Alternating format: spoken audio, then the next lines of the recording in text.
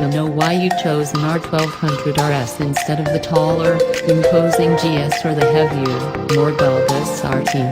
And you won't be disappointed.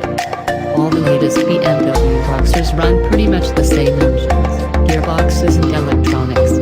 The gearing differences are in the rear differential and obviously, the GS has off-road focused electronic settings. You'll buy an RS because you want something slightly less dull, easier to manage and sportier, but still offers long-distance comfort, weather protection and the option to fit full luggage. Chances are you'll spec up the electronics to the SE package and choose a few appropriate BMW accessories too, like the new 2017 Navigator by Sat-Nav. Having totaled up a bill somewhere around £15,000 for all of this, you'll be looking forward to a lot of miles.